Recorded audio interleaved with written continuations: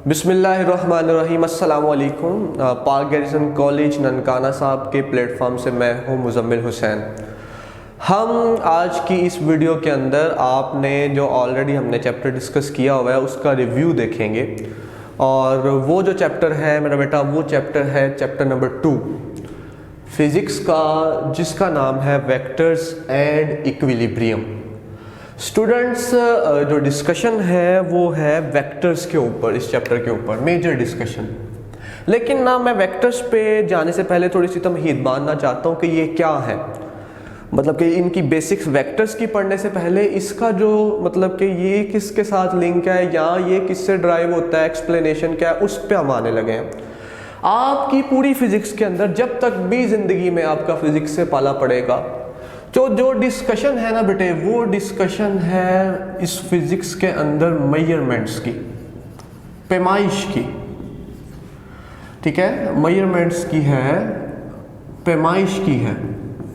और आपने हर चैप्टर के एंड पे देखते भी हम न्यूमेरिकल प्रॉब्लम वाला एक पार्ट करते हैं। उन प्रॉब्लम्स के अंदर असल में क्या होता है, मेजरमेंट ही होती है। कोई हम एक चीज़ मेजर कर रहे होते हैं, वो जो चीज़ मेजर कर रहे होते हैं, माप रहे होते हैं, पैमाइश कर रहे होते हैं मेरे बेटा, उसे हम नाम देते हैं फिजिकल क्वांटिटीज़ का।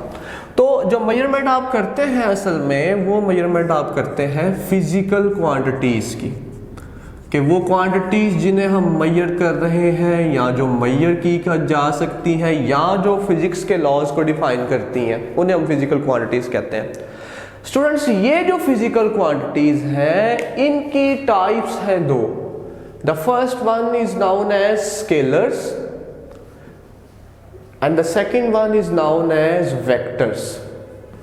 और हमारी जो डिस्कशन है इस चैप्टर की नेम आपको बता रहा है वो क्या है मेरा बेटा, वो है वेक्टर्स। तो फिजिकल क्वांटिटीज जो आप मेजर करते हैं वो दो तरह की होती हैं, या वो स्केलर होती हैं या वो वेक्टर्स होती हैं। स्केलर्स में क्या होता है बेटे, स्केलर्स के अंदर आप ये वो फिजिकल क्वांटिटीज हैं जो कंप्लीटली डेफिनेशन जिनकी आप करते हैं with the help of the magnitude only. अब मैग्नीट्यूड क्या चीज़ है, मैग्नीट्यूड में दो चीज़ें आती हैं। The first one is the numerical value and the second thing is the particular unit, उस फिजिकल क्वांटिटी का जिसे आप मेजर कर रहे होते हैं।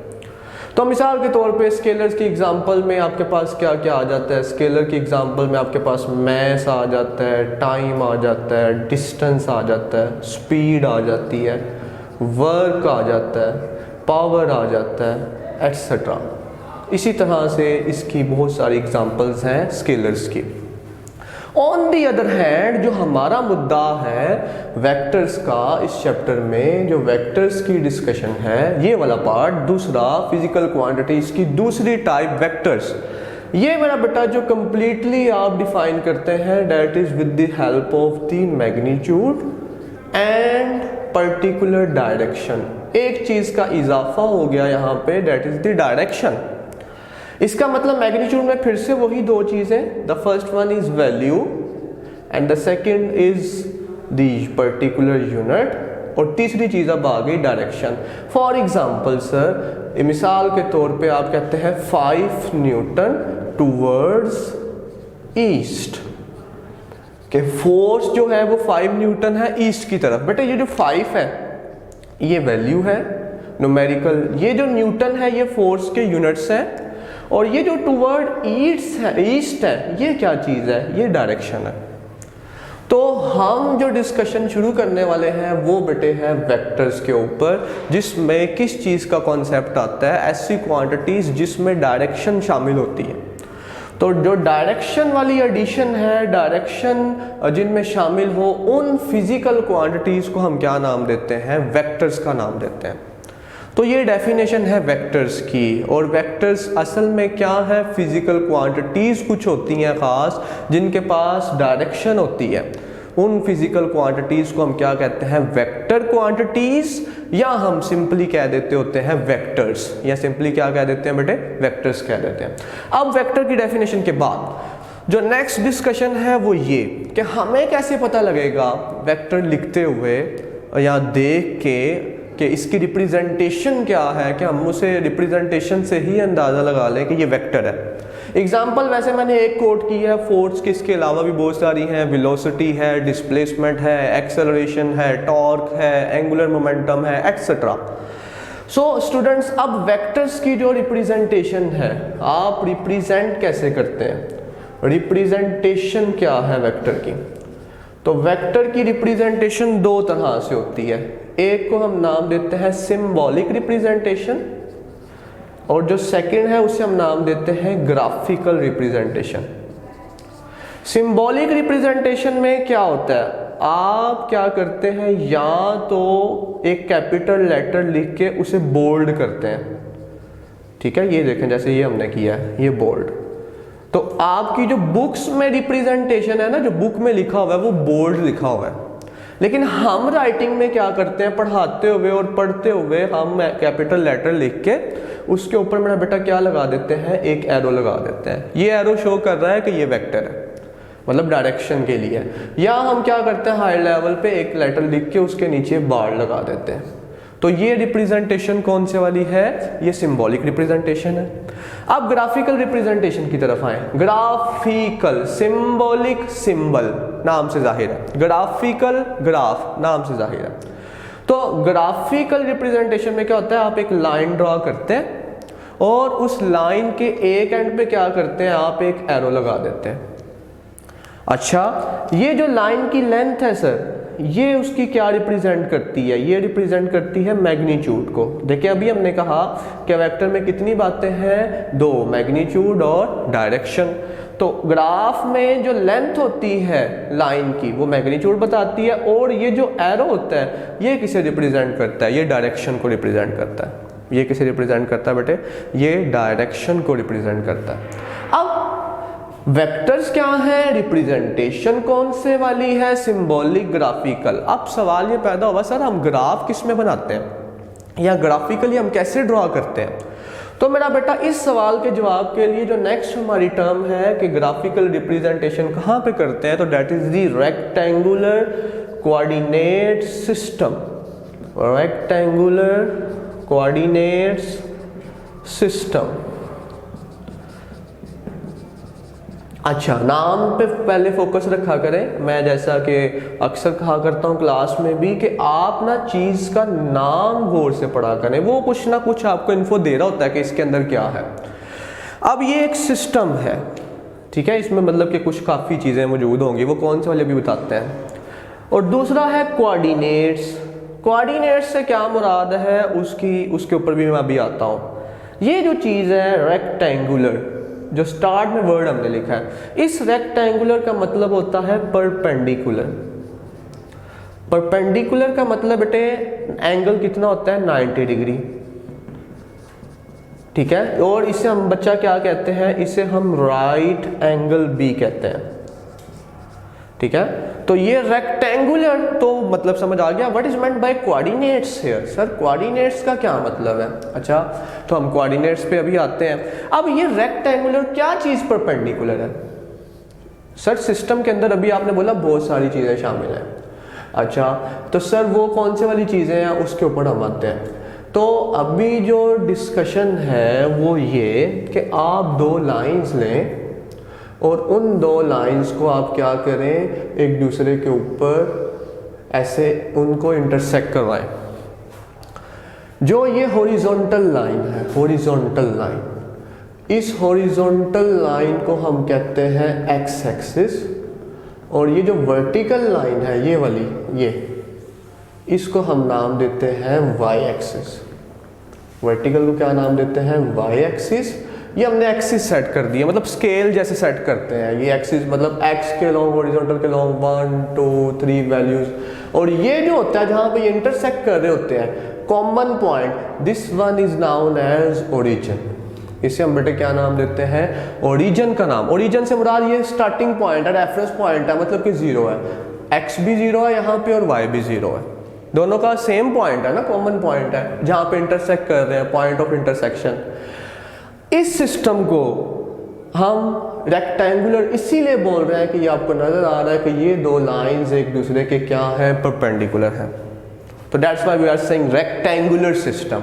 लेकिन सर कोऑर्डिनेट से क्या मुराद है? अब मैं इसके अंदर ग्राफिकली एक वेक्टर रिप्रेजेंट करता हूं। जैसा कि अभी हम बता चुके हैं कि ग्राफिकली वेक्टर को रिप्रेजेंट करने के लिए हम रेक्टेंगुलर कोऑर्डिनेट सिस्टम का सहारा लेते हैं। तो हमने इसमें एक वेक्टर ए है मेरा बेटा, इसे ड्रॉ कर दिया, ठीक है, ये पॉइंट कोई पी ले लिया आपने। अब इस वेक्टर को इस सिस्टम में आप कैसे डिफाइन करेंगे कि ये जो वेक्टर है, आप अगर इस पॉइंट ओरिजिन से पी पे पहुंचना चाहते हैं तो आपको x की तरफ जो डिस्टेंस तय करना पड़ेगा, ये मिसाल के तौर पे वो डिस्टेंस है a, और जो y की तरफ डिस्टेंस तय करना पड़ेगा वो है b। तो ये जो पॉइंट p है ये आप रिप्रेजेंट करेंगे a b। ये ब्रैकेट्स में मैंने लिखा है, ये जो पहला है ना, पहला, इसे कहते हैं x कोऑर्डिनेट। जो a है ये क्या है, x कोऑर्डिनेट है। और जो b है ये क्या है, यहाँ पे कन्वेंशनली हम ये हॉरिजॉन्टल को x लेते हैं और वर्टिकल को y लेते हैं, दे y कोऑर्डिनेट है। ठीक है मेरा बेटा। तो अब आपके सामने आप जरा उसके जो आपका टाइटल है उस पर फोकस करें, रेक्टेंगुलर कोऑर्डिनेट्स सिस्टम के जो कोऑर्डिनेट्स आप डिफाइन कर रहे हैं x कोऑर्डिनेट और y कोऑर्डिनेट, उसमें ये जो सिस्टम है वो क्या है, परपेंडिकुलर है, रेक्टेंगुलर है या राइट एंगल है। अब यहाँ पे दो तरह के आप जो है वो डिस्कशन करते हैं कोऑर्डिनेट सिस्टम की। एक है प्लेन। जो प्लेन है बेटे ये 2 डायमेंशनल होता है, 2D, 2 डायमेंशनल, मतलब कि कोई 2 डायरेक्शन होती हैं, या एक्स वाई है या वाई जी है या जी एक्स, कोई 2। और दूसरी तरफ हमारे पास है स्पेस। इसमें कितना होता है मेरे बेटे, 3 डायमेंशनल होता है। कितना होता है, 3 डायमेंशनल। अच्छा, अब प्लेन के अंदर जैसे ये एक प्लेन है, 2 देखें डायरेक्शन है, एक एक्स है और एक वाई है, इसके अलावा तीसरी कोई नहीं है। इसके अंदर प्लेन के अंदर आप जब एक वेक्टर को रिप्रेजेंट करते हैं ना, तो रिप्रेजेंट करने के लिए आपको सिर्फ एक एंगल चाहिए, ओनली बाय 1 एंगल ये रिप्रेजेंट हो जाता है, आप इसे डिफाइन कर लेते हैं। लेकिन जब आप स्पेस में आते हैं ना, तो स्पेस में क्या होता है, स्पेस में ये देखें, ये एक्स डायरेक्शन है, ये वाई डायरेक्शन है, और ये एक डायरेक्शन आ जाती है जो तीसरी डायरेक्शन है जी। 3 डायमेंशनल हमने बोला, क्या बोला, 3 डायमेंशनल। तो ये एक तीसरी डायरेक्शन आ गई जी, जो इन एक्स वाई के दोनों के परपेंडिकुलर है। मिसाल के तौर पे अगर ये एक्स है और ये वाई है बेटे, तो जो जी है ना वो ऐसे इसके परपेंडिकुलर होगा। अब बोर्ड चूंकि 2 डायमेंशनल है सरफेस, तो मैं ऐसे बाहर की तरफ ड्रॉ नहीं कर सकता, तो वो इसीलिए हमने किस तरफ ड्रॉ किया, इस साइड पे। ये तीनों एक दूसरे के म्यूचुअल परपेंडिकुलर है, ठीक है, तीनों एक दूसरे के परपेंडिकुलर है।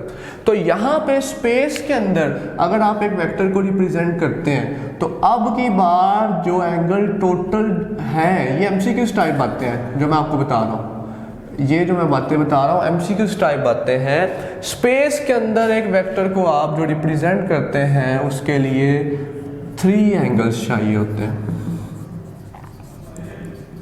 स्पेस में 3 और प्लेन के अंदर कितने, 1 एंगल।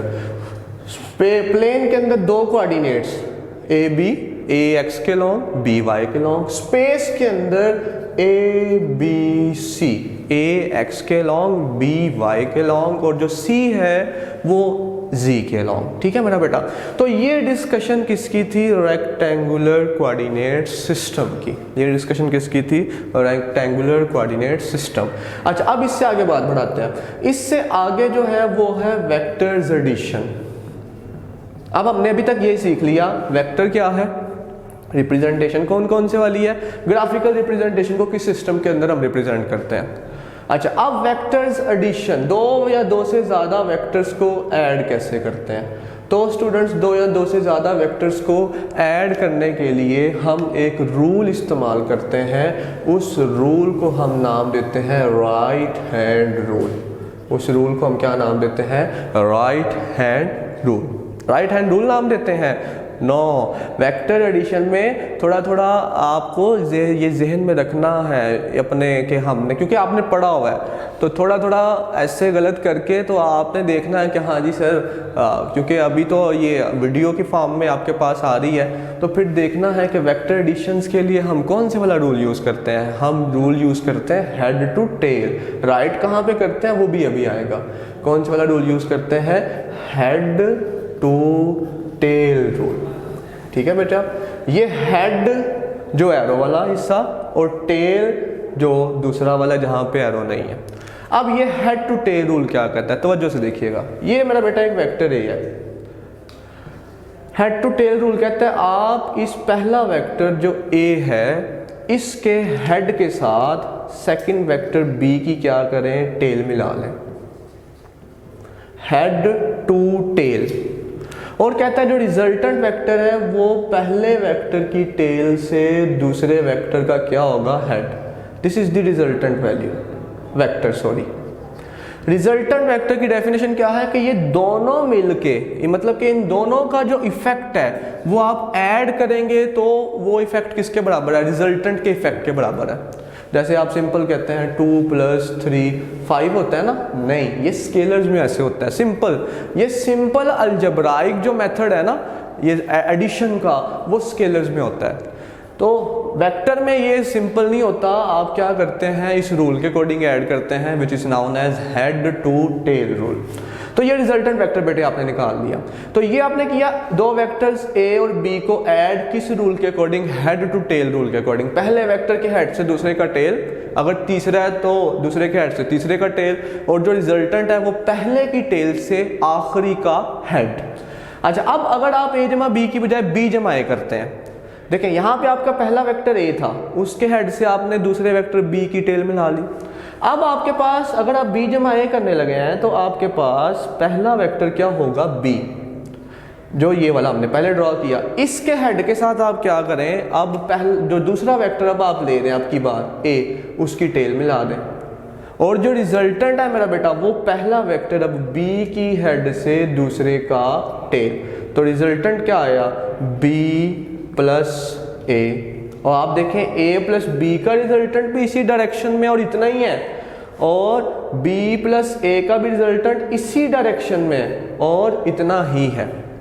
तो मैं अब क्या कह सकता हूं? मैं यहाँ पे इस तरह से बात कर सकता हूं कि ये वेक्टर ए है जो हमने वहां पे बात की है। ठीक है जी, ये वेक्टर ए है और ये वेक्टर क्या है? बी। तो सर आप जो रिजल्टेंट यहाँ पे आपको मिल रहा है वो क्या मिल रहा है? वो मिल रहा है ए जमा बी। क्या मिल रहा है? ए। तो इसका मतलब आप ए प्लस बी करें या बी प्लस ए करें, ए प्लस बी या बी प्लस ए, मेरा बेटा आपके पास एडिशन का जो आंसर है वो सेम होगा। अगर आप ऑर्डर चेंज कर देंगे तो रिजल्ट पे फर्क नहीं पड़ेगा वेक्टर एडिशन में। इसको हम नाम देते हैं, ये शॉर्ट क्वेश्चन भी पूछा जाता होता है कि जो वेक्टर एडिशन है वो कम्यूटेटिव है। वेक्टर एडिशन में, वेक्टर्स एडिशन में कम्यूटेटिव प्रॉपर्टी होल्ड होती है। कम्यूटेटिव से क्या मुराद है मेरा बेटा? ए प्लस बी कर लें, उसका आंसर किसके बराबर आएगा? b प्लस ए के बराबर आएगा। तो हमने रिजल्टेंट वेक्टर की भी बात कर ली, वेक्टर एडिशन भी हो गया। अब जो नेक्स्ट डिस्कशन है मेरा बच्चा वो है एडिशन के बाद सब्ट्रैक्शन, वेक्टर्स सब्ट्रैक्शन। सो मेरा बेटा जैसे आपने कहा कि वेक्टर को सिंपली ऐसे ऐड नहीं कर सकते जैसे हम करते होते हैं, मैंने बोला ये स्केलर्स के लिए रूल है। वेक्टर्स की एडिशन के लिए हमने कहा कि हमारे पास एक खास रूल है which is known as head to tail rule. तो जैसे आप एडिशन को में हेड टू टेल रूल लगाते हैं, ऐसे ही आप सब्ट्रैक्शन को भी हेड टू टेल रूल की मदद से कर लेते हैं। सर ये क्या बात है? असल में हम क्या करते हैं कि देखें, अगर हमने a माइनस बी करना है, हम इस सब्ट्रैक्शन को क्या करते हैं? एडिशन में कन्वर्ट कर लेते हैं। ये मैथमेटिक्स में आपने सीखा हुआ है, क्योंकि प्लस माइनस फिर से वही ऐसे कर लें या ऐसे कर लें, बात एक ही है। इसका मतलब ये जो चीज़ है ना माइनस वाली, ये है नेगेटिव वेक्टर बी का। देखें जो हमने पहले ऊपर सीखा, ये देखें अगर पहले बी वेक्टर ये था तो इसका नेगेटिव वेक्टर क्या होगा? नेगेटिव वेक्टर होता है वो वेक्टर जिसकी मैग्नीट्यूड तो वही हो लेकिन डायरेक्शन बदल जाए। ये देखें, b का डायरेक्शन ये था नेगेटिव b का डायरेक्शन ये है, तो मैं कह सकता हूँ कि ये -b है। और अगर सर आप इधर ही नेगेटिव a की भी बात करना है, चलें जब उसकी बात आएगी या b तब करते हैं। अच्छा, अब आप करें a जमा -b, प्लस आ गया, हमने सब्ट्रैक्शन को एडिशन में कन्वर्ट कर लिया। Once again right hand rule लगाएंगे। अब क्या करेंगे देखिएगा, अब आपके पास a तो इधर ही है, ये देखें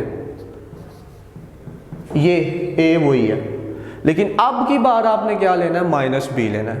तो अब इसके हेड से ये -b, दिस इज, ठीक है बच्चा। आप पहले देखें पॉजिटिव b था, मतलब के वेक्टर पॉजिटिव था ऊपर की तरफ, यहाँ पे क्या है माइनस करना है तो नीचे। रिजल्टेंट क्या आएगा? पहले की टेल से दूसरे का हेड, तो this resultant is equals to a जमा -b, ठीक है ना बेटा। अब दूसरी तरफ आपने क्या करना है? दूसरी तरफ अब आपने करना है b -a, तो इसे क्या करेंगे? b + -a, मतलब अब हमें क्या चाहिए? -a चाहिए। तो अगर ये a है इस डायरेक्शन में, तो -a मेरा पुत्र किधर होगा? ये मेरा बेटा, ये डायरेक्शन बदल जाएगी। अब आप b लें, b कौन सा वाला? पॉजिटिव वाला, ये वाला, ये नेगेटिव वाला, मतलब ऊपर की तरफ डायरेक्शन। ये b पहला वेक्टर, उसका हेड, उसके साथ टेल मिला दें, दूसरे वेक्टर नेगेटिव a, तो ये सर देखें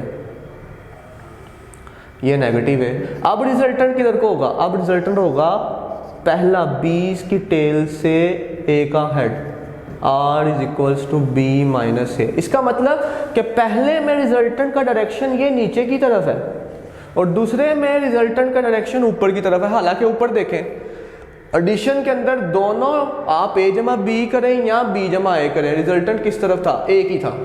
अब की बार रिजल्टेंट एक नहीं है, डायरेक्शन का फर्क है। तो हम कहेंगे यहाँ पे एमसीक्यू आपसे पूछा जा सकता है कि जो वेक्टर सब्ट्रैक्शन है फिर वो कम्यूटेटिव नहीं है, फिर वेक्टर सब्ट्रैक्शन क्या है? That is the non commutative. ये शॉर्ट क्वेश्चन भी पूछा जा सकता है एमसीक्यूज भी, ये शॉर्ट क्वेश्चन भी आपसे पूछा जा सकता है और एमसीक्यू भी, कि वेक्टर जो सब्ट्रैक्शन है वो क्या है? नॉन कम्यूटेटिव, बल्कि एडिशन क्या है? वो है कम्यूटेटिव। अच्छा, अब आप बात आगे बढ़ाते हैं। वेक्टर एडिशन हो गई, वेक्टर सब्ट्रैक्शन हो गई। नेक्स्ट जो डिस्कशन है वो है मेरा बेटा वेक्टर मल्टीप्लिकेशन। वो क्या है? वेक्टर्स के multiplication of a vector with the number और scalar. Multiplication of a vector with the scalar. अभी हम एक वेक्टर को किसके साथ मल्टीप्लाई करने लगे हैं? स्केलर के साथ। अब मैं बता चुका हूँ आपको स्टार्ट में, स्केलर में सिर्फ क्या होता है? एक नंबर होता है। ओके, तो अब हम मल्टीप्लिकेशन क्या करेंगे? लेट्स कंसीडर ये एक वेक्टर है मेरा बच्चा a, मैं इसे मल्टीप्लाई करता हूँ 2 से, और आप देखें मेरा बेटा 2 में सिर्फ वैल्यू है, मैग्नीट्यूड है, तो ये असर भी किस पर डालेगा? सिर्फ मैग्नीट्यूड पे। ये जो नंबर है ना बच्चा, ये नंबर कोई भी है, ये पॉजिटिव है। अगर हमने पॉजिटिव लिया मतलब 0 से बड़ा है, तो अब ये इसकी मैग्नीट्यूड तो 2 टाइम कर देगा, लेकिन डायरेक्शन क्या रहेगी? सेम रहेगी। मैग्नीट्यूड 2 टाइम्स हो जाएगी, लेकिन डायरेक्शन क्या रहेगी मेरा बेटा? सेम रहेगी। लेकिन अगर यही नंबर क्या होता? -2 होता। यही नंबर क्या होता? -2, मतलब जो नंबर है दैट इज लेस देन 0। जो नंबर है वो क्या है? Less than. अब की बार जो आपके पास आउटपुट आनी थी कि मैग्नीट्यूड भी डबल हो जानी थी और जो डायरेक्शन है वो भी बदल जानी थी। ये डायरेक्शन किसने बदली? इस नेगेटिव ने। जैसे मैंने यहाँ नहीं बताया मेरा बेटा, कि जैसे मैंने यहाँ बताया था, देखो सारे, कि ये वेक्टर a है इस डायरेक्शन में और -a जो है वो दूसरी डायरेक्शन में है, ठीक है। तो इसी तरह से यहाँ पे कि ये वाला 2a है और ये वाला क्या है? -2a। ये 2 है और ये क्या है? -2 है। तो अगर तो आप पॉजिटिव नंबर लेंगे तो डायरेक्शन में फ़र्क नहीं पड़ेगा, लेकिन अगर आप नेगेटिव नंबर लेंगे तो वो नेगेटिव डायरेक्शन पे क्या करेगा? फ़र्क डाल देगा, ठीक है मेरा बच्चा। तो ये मल्टीप्लिकेशन होगी एक वेक्टर की किसके साथ? स्केलर के साथ। अच्छा, अब इसके बाद जो डिस्कशन शुरू होती है वो बच्चा डिस्कशन शुरू होती है इसकी टाइप्स के ऊपर, कि वेक्टर अब हमने सीख लिया क्या है, सिंबॉलिक रिप्रेजेंटेशन क्या है, ग्राफिकल रिप्रेजेंटेशन क्या है, ग्राफ आप किस सिस्टम के अंदर बनाते हैं, दो वेक्टर्स को या दो से ज़्यादा वेक्टर्स को ऐड कैसे करते हैं, सब्ट्रैक्ट कैसे करते हैं, वेक्टर को स्केलर के साथ मल्टीप्लाई कैसे करते हैं। अब जो डिस्कशन है टाइप्स के ऊपर हम आते हैं कि जो टाइप्स हैं इसकी वेक्टर की वो कौन से वाली हैं। तो टाइप्स के अंदर बेटे जो हमारे पास डिस्कशन है वो है सबसे पहले यूनिट वेक्टर। यूनिट वेक्टर हम नाम देखें नाम भी बता रहा है, यूनिट का मतलब होता है वन, एक। तो ऐसा वेक्टर जिसकी मैग्नीट्यूड क्या हो, वन हो, ऐसा वेक्टर जिसकी मैग्नीट्यूड क्या हो, वन हो, उसे हम क्या नाम देते हैं, उसे हम नाम देते हैं यूनिट वेक्टर का। क्या नाम देते हैं, unit vector. Such a vector whose magnitude is one that is the known as unit vector. अब सर जैसे वेक्टर की एक रिप्रेजेंटेशन थी ना सिंबॉलिक, इसी तरह से यूनिट वेक्टर की भी रिप्रेजेंटेशन है। वो क्या, आप एक कैपिटल लेटर लिखें और उसके ऊपर क्या करें, एक कैप डाल दें। ये इसकी सिंबॉलिक रिप्रेजेंटेशन है यूनिट वेक्टर की। और ये इसका जो फार्मूला है कि जो यूनिट वेक्टर होता है वो बराबर होता है vector divided by its magnitude. Vector divided by its magnitude. तो ये यूनिट वेक्टर का फार्मूला है। लेकिन हम यहाँ से वेक्टर का फार्मूला भी निकाल सकते हैं कि सर जो वेक्टर होगा वो वेक्टर बराबर आएगा magnitude multiply magnitude into unit vector. अभी हमने कहा स्टार्ट में कि वेक्टर के अंदर दो चीज़ें हैं, मैग्नीट्यूड है और डायरेक्शन है। तो आइएगा यहाँ पे अब ये फार्मूला भी बता रहा है कि वेक्टर के अंदर दो चीज़ें हैं, मैग्नीट्यूड और डायरेक्शन। इसका मतलब कि जो डायरेक्शन है वो कौन बताता है, यूनिट वेक्टर बताता है। तो मेरा बेटा आपको पता होना चाहिए कि यूनिट वेक्टर का काम क्या है, यूनिट वेक्टर डायरेक्शन बताने के लिए। यूनिट वेक्टर क्या बताने के लिए, डायरेक्शन बताने के लिए। अभी हमने डिस्कशन की कि अगर तो प्लेन है तो प्लेन में हमारे पास हमने कहा दो डायरेक्शन एक्स और वाई। कन्वेंशनली एक्स के अलॉन्ग जो यूनिट वेक्टर हम लेते हैं वो आई कैप लेते हैं और वाई के अलॉन्ग जो हम लेते हैं वो क्या लेते हैं, जे कैप। लेकिन अगर ये स्पेस होगा, थ्री डायमेंशनल होगा, तो फिर हम तीसरी डायरेक्शन भी लेंगे और वो z है और z के अलॉन्ग जो यूनिट वेक्टर हम लेते हैं कन्वेंशनली वो k होता है, k कैप। तो आई कैप, जे कैप और k कैप। इसका मतलब कि अगर हम इसे अब वेक्टर की फॉर्म में लिखें, ये वेक्टर a है स्पेस के अंदर p और इसके कोऑर्डिनेट है a b c। तो वेक्टर की फॉर्म में ये p कैसे लिखा जाएगा, a किसके लॉन्ग है, x के लॉन्ग। मैंने स्टार्ट में बताया तो x के लॉन्ग मैग्नीट्यूड तो a आ गई, यूनिट वेक्टर कौन से वाला है, आई कैप, बी जे कैप क्योंकि बी वाई के लॉन्ग है, सी के कैप क्योंकि सी किसके लॉन्ग है, जी के लॉन्ग है। तो इस तरह से हम एक वेक्टर्स को लिखते हैं। जब ब्रैकेट लगा लेते हैं तो कॉमा लगा देते हैं उनके दरमियान, जब ब्रैकेट हटाते हैं तो हम यूनिट वेक्टर्स लगा के ऐड कर देते हैं, यूनिट वेक्टर लगा के बेटे ऐड कर देते हैं। तो ये यूनिट वेक्टर का कॉन्सेप्ट आ गया। इसके बाद हमारे पास नेक्स्ट टाइप है that is the null vector. Null vector, null का मतलब कि ऐसा वेक्टर जिसकी मैग्नीट्यूड क्या है, ज़ीरो है। सर मैग्नीट्यूड तो ज़ीरो हो गई है लेकिन हम तो इसे नाम दे रहे हैं वेक्टर का, और वेक्टर हम बोलते हैं वो जिसकी कोई डायरेक्शन हो। तो सर सवाल ये पैदा हुआ कि इसकी डायरेक्शन क्या है। तो सर इसकी जो डायरेक्शन है वो कोई ख़ास डायरेक्शन नहीं होती, आर्बिट्रेरी डायरेक्शन होती है। कोई आर्बिट्रेरी का मतलब कोई ख़ास पर्टिकुलर नहीं है, कोई भी डायरेक्शन हो सकती है।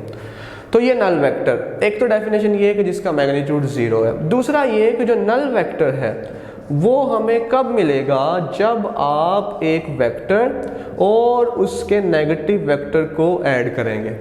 जब आप एक वेक्टर और उसके नेगेटिव वेक्टर को ऐड करेंगे तो वो एक दूसरे के रिजल्ट को क्या कर देंगे, कैंसिल कर देंगे, और आपके पास आंसर आएगा नल वेक्टर। और हम यहाँ पे नल वेक्टर को लिखते होते हैं मेरा बेटा ये ज़ीरो लगा के उसके ऊपर एरो। अगर तो आप एरो नहीं लगा रहे तो ये खाली एक नंबर है और ये स्केलर होगा। लेकिन जब ये आपने एरो ऊपर प्लेस कर दिया तो ये रिप्रेजेंट करना शुरू हो गया कि ये क्या चीज़ है, ये वेक्टर है। तो ये मेरा बेटा डिस्कशन है किसके बारे में, नल वेक्टर के बारे में। उसके बाद फिर आता है equal vector and unequal vector. तो इक्वल वेक्टर्स क्या होते हैं, कब हम दो वेक्टर्स को इक्वल कहते हैं। देखें अगर एक वेक्टर ये है a और एक वेक्टर ये है b, इनकी मैग्नीट्यूड और डायरेक्शन अगर दोनों सेम है तो हम कहेंगे ये इक्वल है। मैग्नीट्यूड भी सेम है और डायरेक्शन भी सेम है तो ये इक्वल वेक्टर्स हैं। लेकिन अगर मेरा बेटा इन दोनों चीज़ों में से एक भी चीज़ वेरी की, बदली, मतलब ये देखो कि अगर एक वेक्टर ए ये था और दूसरा वेक्टर ये है बी, अब डायरेक्शन तो सेम है लेकिन मैग्नीट्यूड सेम नहीं है तो ये इक्वल वेक्टर्स नहीं है, ये इक्वल वेक्टर्स नहीं। अब दूसरा कि ये मैग्नीट्यूड तो सेम है दोनों की लेकिन डायरेक्शन सेम नहीं है तो ये भी इक्वल वेक्टर्स नहीं, तो ये इक्वल है। और ये वाला जो हमारे पास दो सेट्स हैं ये अनइक्वल वेक्टर्स का है, ये किनका है? अनइक्वल वेक्टर्स का। तो ये टाइप्स हो गई। उसके बाद एक टाइप और है लेकिन उससे पहले हमने जो डिस्कशन करनी है अब कि ये जो एक वेक्टर होता है इसे हम अब सीख चुके हैं कि ऐड करते हैं, मतलब कि दो या दो से ज़्यादा वेक्टर्स को आप क्या करते हैं? ऐड करते हैं। स्टूडेंट्स, जैसे हमने दो वेक्टर्स को ऐड करके एक वेक्टर बना लिया, इसी तरह से हम क्या करते हैं? एक वेक्टर को उसके कंपोनेंट्स में तोड़ लेते हैं। अगर तो वो प्लेन में होगा तो उसके दो कंपोनेंट्स होंगे, अगर वो स्पेस में होगा तो उसके तीन कंपोनेंट्स होंगे। तो आप पहले दो वेक्टर्स को ऐड करके मिला के एक बना रहे थे। अब हम जो सीखने लगे हैं वो ये कि एक वेक्टर को आप जो कंपोनेंट्स में तोड़ेंगे वो दो कंपोनेंट्स होंगे, मतलब दो वेक्टर्स होंगे। तो ये तोड़ना, ये आप स्प्लिट करना, इसे नाम देते हैं रेजोल्यूशन ऑफ अ वेक्टर। इसका मतलब एडिशन ऑफ अ वेक्टर का रिवर्स प्रोसेस क्या है? अब बच्चा क्या सोचता है? एडिशन, तो वो कहता है रिवर्स प्रोसेस सब्ट्रैक्शन है एमसीक्यूज में, जब एमसीक्यू आता है। नहीं, एडिशन का रिवर्स क्या है? रेसिप्रोकल क्या है? That is the resolution of a vector. क्या है जी? Resolution of a vector. तो अब मेरा बेटा हम जो है वो डिस्कशन करने वाले हैं रेक्टेंगुलर कंपोनेंट्स, उसमें रेजोल्यूशन की बात करेंगे। Rectangular components of a vector, rectangular components of a vector, एक वेक्टर के रेक्टेंगुलर कंपोनेंट्स। अब रेक्टेंगुलर का मतलब मैंने आपको पहले समझाया, परपेंडिकुलर कंपोनेंट्स उसके अज्जा जिनसे मिलके बना है एक वेक्टर। मैं आपके सामने एक डिस्कशन रखता हूँ, ये देखिएगा, ये मेरा बेटा वाई एक्सिस है और ये क्या है? X axis. हम एक वेक्टर ड्रॉ करते हैं, दिस इज वेक्टर ए। अब ये कोई भी पॉइंट है P है और ये ओरिजिन है जैसे मैंने बताया। अब आप इस P को, इस वेक्टर ए को इसके कंपोनेंट्स पे तोड़ें। क्या करेंगे? आप यहाँ से एक परपेंडिकुलर गिराएंगे x के ऊपर, ठीक है। ये जो x के अलोंग आपके पास ये वाला पार्ट आएगा, डायरेक्शन ये, इसे हम नाम देंगे इसका x कंपोनेंट इस वेक्टर ए का।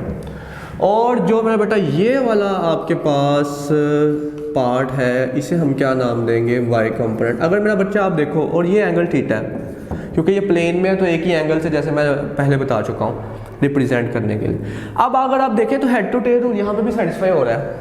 x कंपोनेंट का हेड, y की टेल, और जो रिजल्टेंट है वो कहाँ से है? पहले की टेल से दूसरे का हेड। अब आपको देखें वेक्टर की मैग्नीट्यूड, मतलब वेक्टर के बारे में आपको पता है, आप इसके कंपोनेंट्स निकालना चाहते हैं ax और ay। तो आपको वेक्टर का पता है, मतलब आपको उसकी मैग्नीट्यूड भी पता है, आपको एंगल भी पता है, डायरेक्शन भी पता है। ये एंगल किसके लिए है? ये स्पेसिफाई करने के लिए, डायरेक्शन के लिए। अच्छा, अब आपने ax और ay निकालना है, ax निकालना है और ay। अब ax क्या है? अब ट्राइंगल में ना तीन चीज़ें होती हैं, बेस, हाइपोटेन्यूस, परपेंडिकुलर। ये जो थीटा के साथ होता है ना, इसे हम नाम देते हैं बेस का। थीटा के बिल्कुल सामने होता है परपेंडिकुलर, और ये जो ऐसे इंक्लाइंड लाइन होती है इसे हम नाम देते हैं हाइपोटेन्यूस। स्टूडेंट्स, हम ax निकालना चाहते हैं बेस, हमें क्या पता है? हाइपोटेन्यूस पता है और एंगल पता है। तो मैथमेटिक्स में एक ट्रिग्नोमेट्रिक रेशियो होती है जिसे हम नाम देते हैं कोस। तो कोस थीटा जो है मेरा बेटा वो बराबर होता है बेस ओवर हाइपोटेन्यूस। तो बेस हमारे पास क्या है? ax, और हाइपोटेन्यूस क्या है? a। तो सर ax किसके बराबर आएगा? a उधर जाकर multiply a cos of theta. तो जो x कंपोनेंट है वेक्टर का वो मेरा बेटा कैसे निकला? Magnitude into cos of theta. अब इसी तरह हमने y निकालना है। वंस अगेन अब परपेंडिकुलर गिवन है और सॉरी परपेंडिकुलर निकालना है, हाइपोटेनस गिवन है और एंगल गिवन है। स्टूडेंट्स अब जो हम ट्रिग्नोमेट्रिक रेशियो यूज करेंगे that is the sine of theta. और साइन थीटा किसके बराबर होता है? Perpendicular over hypotenuse. परपेंडिकुलर क्या है? ए वाई और हाइपोटेनस क्या है? ए। तो वंस अगेन यहाँ से ए वाई क्या निकलेगा? A multiply A sine of theta. तो ये तरीक़ाकार है कि अगर आपको वेक्टर पता है, मतलब उसकी मैग्नीट्यूड और एंगल पता है, तो आप उसका मेरा बेटा एक्स कंपोनेंट भी फाइंड आउट कर सकते हैं इस फार्मूला से और वाई कंपोनेंट फाइंड आउट कर सकते हैं इस फार्मूला से। ये तो था कि आपको वेक्टर का पता है, आपने उसके कंपोनेंट्स निकाले। अब इससे उलट बात है कि आपको कंपोनेंट्स पता है लेकिन आपको क्या निकालना है? वेक्टर निकालना है। तो हम यहाँ पे मतलब कि जो नेक्स्ट डिस्कशन है वो है डिटर्मिनेशन ऑफ अ वेक्टर। वो क्या है? डिटर्मिनेशन ऑफ अ वेक्टर, मतलब उसकी मैग्नीट्यूड कैसे फाइंड आउट करते हैं और उसका एंगल कैसे फाइंड आउट करते हैं। मैग्नीट्यूड कैसे फाइंड आउट करते हैं और उसका एंगल कैसे फाइंड आउट करते हैं। अच्छा, डिटर्मिनेशन में देखें वंस अगेन इसी डायग्राम को हम यूज करते हैं। मतलब कि आपको एक्स भी पता है, ए वाई भी पता है, आपको ये निकालना है हाइपोटेनस। बेस भी पता है और परपेंडिकुलर भी पता है, हाइपोटेनस फाइंड आउट करना है। स्टूडेंट्स हम एक फार्मूला यूज करेंगे that is the theorem use करेंगे, पाइथागोरस थ्योरम। वो होता है हाइपोटेनस का square is equals to base square plus perpendicular square. Base क्या है? ए एक्स का स्क्वायर प्लस परपेंडिकुलर क्या है? ए वाई का स्क्वायर। और हाइपोटेनस क्या है हमारे पास? ये देखें ए। तो ए किसके बराबर आया? ए एक्स स्क्वायर प्लस ए वाई स्क्वायर। हमें तो ए चाहिए, सिर्फ मैग्नीट्यूड। हम स्क्वायर रूट ले लेंगे दोनों साइड पे और फाइनली मैग्नीट्यूड का फार्मूला आ जाएगा। Magnitude is equals to square root A X square जमा ए वाई स्क्वायर। तो स्टूडेंट्स ये जो फार्मूला है ये हम प्रॉब्लम्स में, न्यूमेरिकल्स में इसे यूज़ भी करते हैं। This formula is for the calculation of the magnitude of a vector. और ये फार्मूला बता रहा है कि मैग्नीट्यूड वेक्टर की कभी भी नेगेटिव नहीं हो सकती। ये एक्सरसाइज का सवाल है, शॉर्ट क्वेश्चन। हमेशा क्या होती है? पॉजिटिव होती है, कभी नेगेटिव नहीं होती। पॉजिटिव क्यों होती है? ये जो स्क्वायर है उसे क्या कर देता है? उस नेगेटिव वैल्यू को पॉजिटिव कर देता है। तो मैग्नीट्यूड तो निकल आई, आपने तो डिटर्मिनेशन करनी है वेक्टर की। तो उसमें एक और चीज़ होती है जो कि होता है एंगल, डायरेक्शन को रिप्रेजेंट करना है। वंस अगेन ए एक्स भी गिवन है, ए वाई भी गिवन है। अब की बार जो आपको निकालना है वो क्या निकालना है? एंगल निकालना है, थीटा। अच्छा, अब जब आप थीटा फाइंड आउट करेंगे तो थीटा कैसे निकलेगा? अब डायरेक्शन के लिए, थीटा के लिए आप एक ट्रिग्नोमेट्रिक रेशियो यूज करेंगे, टेंजेंट थीटा। और टेंजेंट थीटा क्या होता है? Perpendicular over base. This is, तो सर यहाँ से तो हमें थीटा चाहिए, तो सर थीटा किसके बराबर आएगा? टेंजेंट इनवर्स हो जाएगा उधर जाके और आ जाएगा A Y over A X. This formula is for the calculation of the direction of a vector. ये किसके लिए है बेटे? डायरेक्शन के लिए। तो इससे भी एमसीक्यूज आ सकते हैं कि मैग्नीट्यूड पॉजिटिव होती है, नेगेटिव नहीं होती। इससे भी आ सकते हैं कि अगर ए एक्स और ए वाई बराबर हो जाए, ए एक्स ए वाई बराबर हो जाए, तो फिर जो दो इन कंपोनेंट्स के दरमियान एंगल होता है वो होता है 45 डिग्री, क्योंकि टेंजेंट इनवर्स 1 आ जाएगा।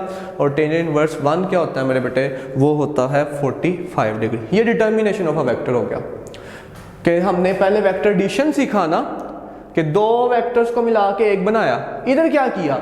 एक वेक्टर को दो में तोड़ दिया। तो ये रिवर्स प्रोसेस हो गया। अब पोजीशन वेक्टर का अगला एक टाइप आखिरी रह गई है, वो हम यहाँ पे डिस्कस देखें कर लेते हैं। इधर देखिएगा, position vector is a that vector which represent the position of a point with respect to region. Origin से, स्टार्टिंग पॉइंट से एक पॉइंट को रिप्रेजेंट करना, बताना उसकी लोकेशन कहाँ पे है, उसकी पोजीशन कहाँ पे है, उसे हम क्या नाम देते हैं स्टूडेंट्स? उसे हम पोजीशन वेक्टर का नाम देते हैं। मेरा बच्चा, मैंने अभी जैसे कितनी मरतबा लिखा ए बी, ए बोला एक्स कोऑर्डिनेट है, बी वाई कोऑर्डिनेट है, मैं हम लिख चुके हैं। ये देखो मैंने बातों बातों में पढ़ा दिया हुआ है, ये पोजीशन वेक्टर हमने लिख दिया ये वाला स्पेस के अंदर। और अगर आप प्लेन में बात करेंगे, स्पेस के अंदर ये हमने लिख दिया है। अगर आप प्लेन में बात करेंगे तो सिर्फ ये दो डायरेक्शन आ जाएंगी। तो ये पोजीशन, और फिर उसकी मैग्नीट्यूड और डायरेक्शन बिल्कुल इसी फार्मूला से, ये देखें यहाँ से मैग्नीट्यूड निकलेगी और यहाँ से क्या निकलेगी? डायरेक्शन निकलेगी। अच्छा, ये बेसिक्स हम सीख चुके हैं। ये सारी की सारी वेक्टर्स के बारे में बेसिक्स थी। इसके ऊपर और भी हायर क्लासेस में डिस्कशन है। वेक्टर्स एक पूरा सब्जेक्ट है, ठीक है। यहाँ पे आपका एक चैप्टर है, उसमें ये जो बेसिक्स बातें हैं जो ऊपर वाली बातों को पढ़ने के लिए इस्तेमाल होती हैं वो यही है। अब इससे आगे 3 लॉन्ग क्वेश्चन है इंतहा के आसान। वो लॉन्ग क्वेश्चन इन्हीं कॉन्सेप्ट्स, इन्हीं बेसिक्स को लेके है। तो वो लॉन्ग क्वेश्चन हम शुरू करते हैं। जो पहला हमारे अभी देखें यहाँ पे हमने सीखी है, देखें मेरा बेटा, वेक्टर एडिशन। 2 वेक्टर्स को आप ऐड कर रहे थे। अभी हम सीखेंगे वेक्टर एडिशन, लेकिन अब आप ऐड करेंगे उन वेक्टर्स को इन द फॉर्म ऑफ उनके रेक्टेंगुलर कंपोनेंट्स। ये जो भी पढ़ाया मैंने, अब आप देख रहे हैं हर पिछला प्रीवियस कॉन्सेप्ट आगे वाले के साथ क्या होता चला जा रहा है, जुड़ता चला जा रहा है, लिंक बनता चला जा रहा है, ठीक है मेरा बेटा। तो ये लिंक ही जो है वो क्या है, आपको ये एक तरीका एक और एक मेथडोलॉजी है कि आपने अपने चैप्टर को कैसे फिंगर टिप्स पे लाना है। आप प्रीवियस बातों को क्या करते जाएं, जोड़ते चले जाएं, और आप इंशाल्लाह आपको प्रॉब्लम नहीं होगा। So students, vector addition by rectangular components में आपको सबसे पहले बस क्या आना चाहिए, डायग्राम आनी चाहिए। लॉन्ग क्वेश्चन है, बड़ा अहम, पेपर में आता रहता है। वेक्टर्स, अब आप एडिशन ही करेंगे, लेकिन अब आप किससे करेंगे, by rectangular components. Vector addition by rectangular components. अब आपने कंपोनेंट्स को जो है वो जो रेक्टेंगुलर का मतलब परपेंडिकुलर होते हैं। तो देखिएगा, ये देखें, ये एक्स और वाई कंपोनेंट क्या है एक दूसरे के, परपेंडिकुलर। तो हम इन्हें क्या नाम देते हैं, rectangular components of a vector. क्या नाम देते हैं, रेक्टेंगुलर कंपोनेंट्स। तो अब हम क्या करेंगे, अब हम 2 वेक्टर्स लेंगे। देखिएगा, तो जो डायग्राम पे बस फोकस रखना और बात खत्म है। देखें, ये y कंपोनेंट है और ये कौन से वाला कंपोनेंट है, x। हम 2 वेक्टर यहाँ पे इसके अंदर ड्रॉ करते हैं। ये एक वेक्टर a है, ओरिजिन से पोजीशन वेक्टर होगा, अभी मैंने पढ़ा दिया। और ये वेक्टर क्या है, b, ओरिजिन से। अब आप पहले इन 2 वेक्टर्स को ऐड करें। देखिएगा, बस आपने ध्यान रखना है, इंशाल्लाह हम बात करते जाएंगे। सबसे पहले आप इन 2 वेक्टर का रिजल्टेंट निकाल लें, जैसे मैंने अभी पीछे सिखाया आपको। हेड टू टेल रूल लगाएं, ठीक है sir, head to tail rule लगा लेते हैं। ये देखिएगा, अब हम क्या करेंगे, ये जो अब a जमा b करना है, ये वेक्टर्स पहला इसके हेड से इस दूसरे की टेल जोड़नी है जो यहाँ पड़ी हुई है। इक्वल वेक्टर का कॉन्सेप्ट यूज करते हुए हम इतना ही b इधर क्या करेंगे, ड्रॉ कर देंगे। ये देखें, दिस इज b। पहले वेक्टर के हेड से दूसरे की क्या मिल गई, टेल मिल गई। अब आप क्या करें, रिजल्टेंट बनाएं। तो रिजल्टेंट कहाँ से कहाँ आएगा, रिजल्टेंट पहले की टेल से दूसरे का हेड। तो रिजल्टेंट किसके बराबर आ गया, a जमा b, ठीक है जी, पहला काम हो गया। अब आपके पास टोटल 3 वेक्टर हो गए, a, b और r। अब आप क्या करें, इनको रेजोल्यूशन करें इनकी, जैसे मैंने अभी सिखाया, स्प्लिट करें, तोड़ें, इनके तीनों वेक्टर्स के रेक्टेंगुलर कंपोनेंट्स बनाएं। तो सबसे पहले हम a पे आते हैं। a से ये कंपोनेंट्स हमने तोड़े, या a पे आने से पहले ना सबसे पहले आप जो इनका जो रिजल्टेंट है उस पे आते हैं, r को आप, ये जो r है ये वाला, इसको आप इसके कंपोनेंट में तोड़ें, दिस इज। तो कोई नाम दे दें, ये पॉइंट p है, इसे पॉइंट r का नाम दे दें। तो ये जो o से r है, ये कौन सा कंपोनेंट बन गया, rx। और r से p जो है, ये कौन सा कंपोनेंट बन गया, ये बन गया ry। चलें जी, r को तोड़ लिया आपने 2 हिस्सों में। तो देखें, rx ry रेक्टेंगुलर है दोनों एक दूसरे के, यस सर रेक्टेंगुलर है। अब a को तोड़ें, ये a को आपने तोड़ा इसके कंपोनेंट्स में। अब इसे आप नाम दे दें q का। o से q कौन से वाला कंपोनेंट है, ax। और q से ये आप कोई नाम दे दें, इसे आप m नाम दे दें, कुछ भी नाम दे दें, पॉइंट को नेम ही देना है आपने। q से m क्या है, ay। a को भी तोड़ लिया आपने, ax और ay। अब किसकी बारी रह गई, b की। आप अब इस पॉइंट से इधर एक गिराएं परपेंडिकुलर। तो ये कौन से वाला, bx, और ये कौन से वाला, by। मतलब ये पॉइंट अगर s है तो S से P क्या है, S से P by है। और अगर ये Q से M ay है, तो इक्वल वेक्टर के कॉन्सेप्ट के अकॉर्डिंग ये R से S भी क्या होगा, ये क्या होगा बी वाई और ये क्या होगा ए वाई। अगर ये ए वाई है तो ये भी क्या होगा ए वाई। अगर ये बी एक्स है तो ये भी क्या होगा क्यू से आर बी एक्स होगा। तो अब आप देख रहे हैं कि हमने सबसे पहले क्या किया, तीनों वेक्टर्स को उनके रेक्टेंगुलर कंपोनेंट्स में स्प्लिट कर दिया। ठीक है सर, तोड़ दिया। अब क्या करना है, अब आप देखें कि ये जो आर एक्स है ओ से आर एक्स ओ से आर इज इक्वल्स टू क्या है ए एक्स ओ से क्यू जमा क्यू से आर बी एक्स। मतलब रिजल्टेंट का जो एक्स कंपोनेंट है ना बेटे, वो कैसे मिल रहा है, ए वेक्टर के एक्स कंपोनेंट और बी वेक्टर के एक्स कंपोनेंट को ऐड करके। सिमिलरली आप देखें ये जो आर वाई है, आर से पी आर वाई रिजल्टेंट का वाई कंपोनेंट, ये किसके बराबर है सर, ये बराबर है आपके पास आर से एस ए वाई और जमा एस से पी बी वाई। ले जी, हमने अब बी एक्स देखे ना, अगर आप रिजल्टेंट को जो आपने पहला काम किया, रिजल्टेंट वेक्टर को क्या किया आर एक्स और आर वाई दो हिस्सों में तोड़ा ना आपने मेरा बेटा, एक्स कंपोनेंट में और वाई कंपोनेंट में। अब आर एक्स किसके बराबर है, रेक्टेंगुलर कंपोनेंट्स की फॉर्म में हमने एडिशन करनी है। ये देखें आर्टिकल का टाइटल गौर करें, vector addition by rectangular components. तो ये अब दोनों इक्वेशन जो हैं आर एक्स रिजल्टेंट का एक्स कंपोनेंट और रिजल्टेंट का वाई कंपोनेंट इसमें पुट करते हैं और आपके पास अब जो रिजल्टेंट निकलेगा ना फाइनली, और आप यहाँ पे क्या लिखेंगे x के साथ i कैप यूनिट वेक्टर और y के साथ j कैप यूनिट वेक्टर। तो rx की जगह क्या आ जाएगा ax जमा bx i कैप और ry की जगह क्या आ जाएगा ay जमा by j कैप। अब देखें ये रिजल्टेंट देखें r equals to a plus B, ये वेक्टर एडिशन है। अब इधर रिजल्टेंट देखें ax plus B X A Y plus B Y, ये वेक्टर कंपोनेंट जो वेक्टर्स के कंपोनेंट्स हैं उनकी एडिशन है, जो वेक्टर्स के कंपोनेंट्स हैं। अब जो ये रिजल्टेंट हम डिफाइन कर रहे हैं ये वेक्टर के कंपोनेंट्स की एडिशन है, इसे हम क्या नाम देते हैं, इसीलिए टाइटल पे आइएगा vector addition, vectors addition by rectangular components के। ये जो रेक्टेंगुलर कंपोनेंट्स है आपने इन्हें ऐड करना है।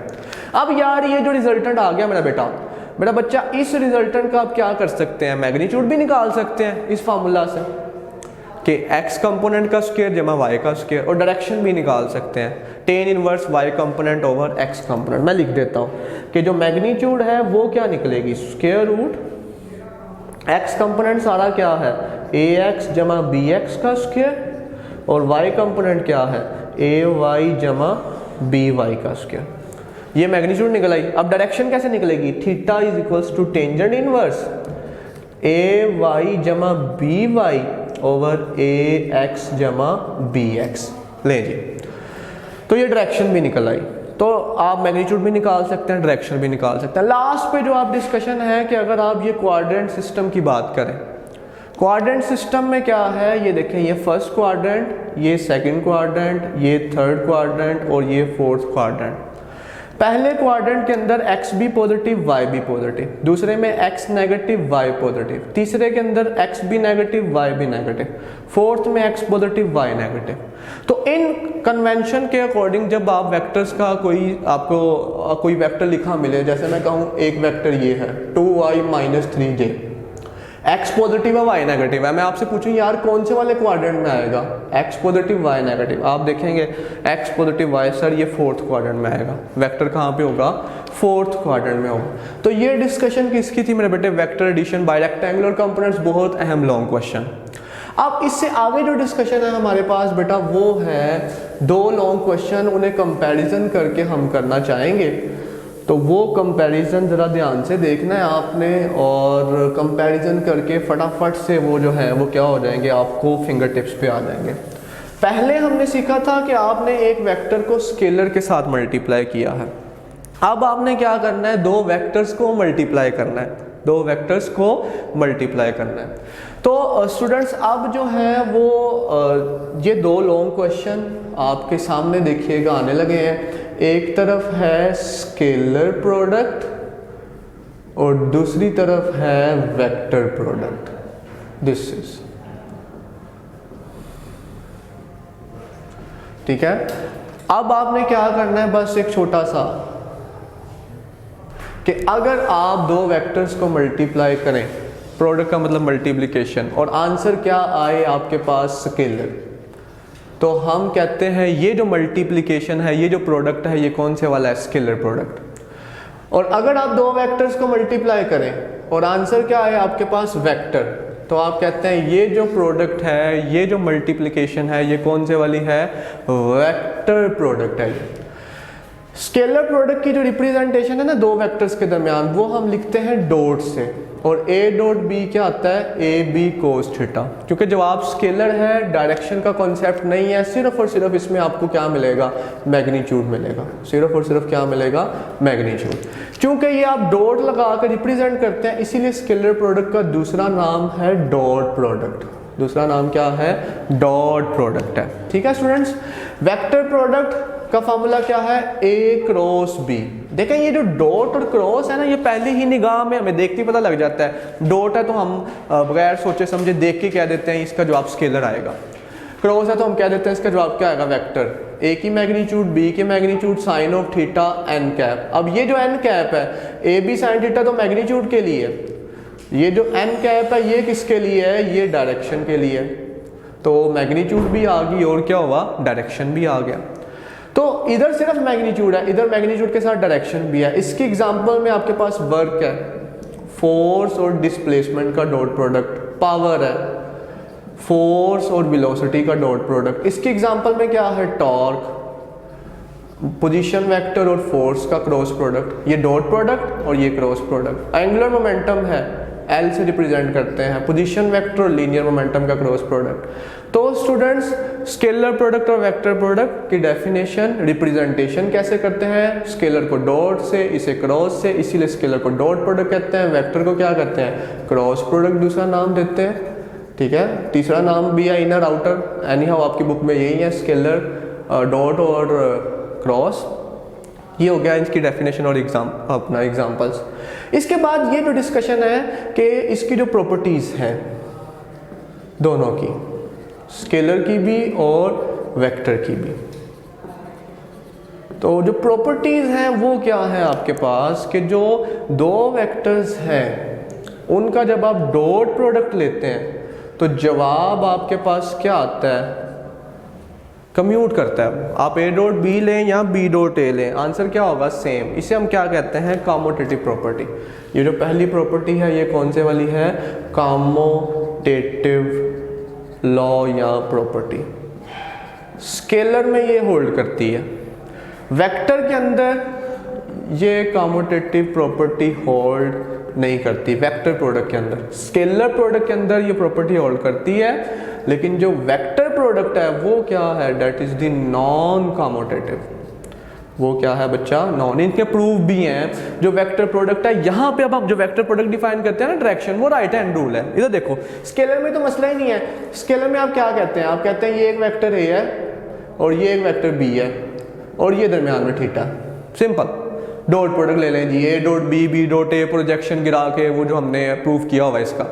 लेकिन जब आप क्रॉस प्रोडक्ट में आते हैं तो ए बी और थीटा, अब आप क्या यूज करते हैं, now we will use right hand rule. This will give the direction of cross product, thumb, और this curl finger will give the direction of rotation. कि अगर आप ए क्रॉस बी कर रहे हैं तो आपका जवाब रिजल्ट का ये बाहर की तरफ आएगा, और अगर आप बी क्रॉस ए कर रहे हैं, रोटेशन उलट है, तो फिर जवाब किस तरफ आएगा, अंदर की तरफ आएगा। इसीलिए देखें ना कि ए क्रॉस बी में जवाब बाहर है रिजल्टेंट, और बी क्रॉस ए में अंदर है, तो वो सेम नहीं है, डायरेक्शन बदल गई, इसीलिए ये क्या है, नॉन कॉम्यूटेटिव। ओके, अब देखें, अगर दो वेक्टर पैरेलल हैं, अगर दो वेक्टर क्या हैं, पैरेलल, तो उनके स्केलर प्रोडक्ट का जवाब मैक्सिमम आएगा।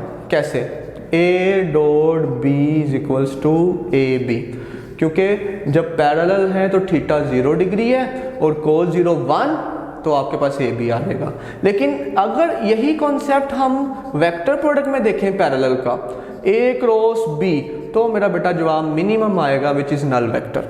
क्यों, क्योंकि जो साइन ऑफ 0 है, इधर भी थीटा 0 है, cos 0 तो 1 है, लेकिन जो sin 0 है वो 0 है, तो वो sin 0 सबको क्या कर देगा, 0 कर देगा, तो ये पैरेलल आ गया।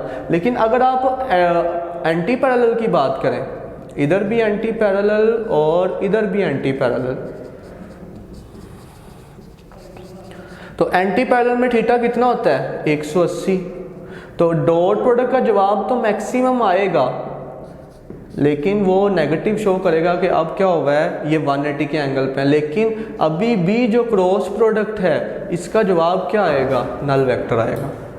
तो आप देख रहे हैं कि पैरेलल और एंटी पैरेलल में स्केलर का जवाब मैक्सिमम है, लेकिन वेक्टर प्रोडक्ट का जवाब क्या है, मिनिमम है, नल वेक्टर।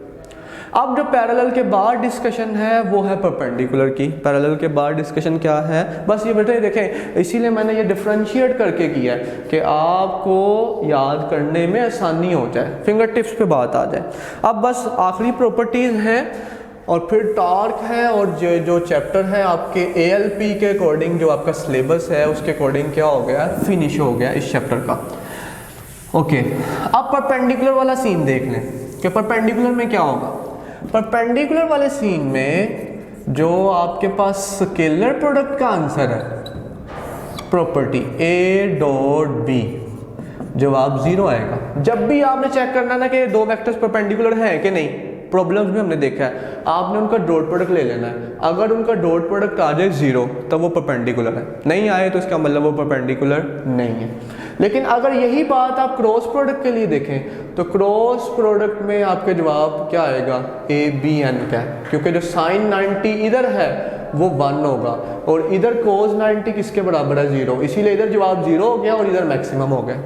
तो बेटे आप देख रहे हैं कि इधर पैरेलल और एंटी पैरेलल में स्केलर प्रोडक्ट का जवाब मैक्सिमम था, वेक्टर का मिनिमम था। लेकिन जब आपने परपेंडिकुलर किया दो वेक्टर्स को, आपको पता है परपेंडिकुलर कैसे ड्रा करेंगे, डायरेक्शन, ये वेक्टर A है और ये वेक्टर क्या है, B, तो एंगल कितना है इनके दरमियान, 90। पैरेलल में क्या होगा, सेम डायरेक्शन, एंटी पैरेलल में क्या होगा, ऑपोजिट, ठीक है, ऑपोजिट डायरेक्शन। सो परपेंडिकुलर वाला भी हो गया। अब अगर आप सेल्फ स्केलर की सेल्फ प्रोडक्ट की बात करें, सेल्फ प्रोडक्ट, तो अगर तो वो स्केलर है मतलब A डॉट A, तो फिर तो जवाब आएगा स्क्वायर ऑफ मैग्नीट्यूड। लेकिन अगर वो वेक्टर प्रोडक्ट है सेल्फ वाला तो फिर जवाब आएगा नल वेक्टर। वंस अगेन वही चीज कि cos 0 तो 1 होता है, सेल्फ का मतलब एक डायरेक्शन, ये A इसके साथ ही A, डायरेक्शन सेम है। लेकिन जो sin 0 है वो क्या हो जाएगा, 0, तो इसीलिए इधर जवाब 0 आ गया, इधर मैक्सिमम स्क्वायर ऑफ मैग्नीट्यूड। और फिर मेरे बेटे प्रूफ के बाद आप देखते हैं आखिरी प्रॉपर्टी उनका एक प्रूफ है कि जो A डॉट B है इसका फार्मूला आता है AX BX जमा AY BY जमा AZ BZ। लेकिन जब आप क्रॉस प्रोडक्ट की बात करते हैं तो उधर फार्मूला क्या आता है, वो आता है I cap J cap K cap AX AY AZ BX BY BZ। ये इनके प्रूफ भी हैं मेरे बेटे जो हमने किए हुए हैं क्लास में कि डॉट प्रोडक्ट का ये फार्मूला, क्रॉस का ये, एक तो फार्मूला ये है ना डॉट का क्रॉस का, और दूसरा फार्मूला ये, एक ये और एक ये। तो ये फ़र्क था किसके अंदर, स्केलर प्रोडक्ट। दो वेक्टर्स को जब आप मल्टीप्लाई करें दो तरह की पॉसिबिलिटीज़ हैं। यहाँ जवाब स्केलर आएगा, अगर तो जवाब आया स्केलर तो स्केलर प्रोडक्ट है, और अगर जवाब आया वेक्टर तो फिर क्या है, वेक्टर प्रोडक्ट है। और प्रॉपर्टीज़ में आप फ़र्क देख रहे हैं जहाँ पे एक मैक्सिमम है दूसरा मिनिमम है। एंगल पे डिपेंडेंस है ना, डिपेंडेंस किस पे, एंगल पे, क्योंकि डॉट में कोज आ रहा है और क्रॉस में साइन आ रहा है। तो ये ऑपोजिट के कोज 0 पे 1 है, साइन 0 पे क्या है 0, कोज 90 पे 0 है, साइन 90 पे क्या है 1 है। तो मेरा बच्चा ये जो है वो क्या था, डिफरेंस था जो हमने सीखा हुआ। आखिरी बात है टॉर्क के बारे में कि आप टॉर्क कैसे डिफाइन करते हैं।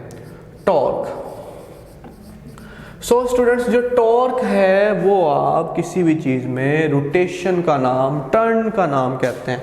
Turning effect of force is called, turning effect of force is called torque. ठीक है, आपके पास अगर एक ये बोल्ट, नट बोल्ट है और आप उसको क्या कर रहे हैं, उसे ओपन करना चाह रहे हैं, तो आप यहाँ पे क्या करते हैं, फोर्स लगाते हैं।